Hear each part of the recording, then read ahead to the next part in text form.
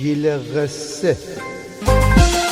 سلام زفن جان، اتفاقی با مام ایت قصه قشنگ خیلی شما رو تعریف بکنم. اسم امیر قصه ایسه نینی سنجاب. چند روزی بود که ایت سنجاب و کوچدانه به دنیا بابا بود. از سنجاب کوچیک که نینی سنجاب بابا ایت برار داشتی اون اسم بود کوچدانه سنجاب. کوچدانه سنجاب خیلی خوب برای دوست داشتی، برای اینکه نینی سنجاب خیلی با مزه و با نمک بود.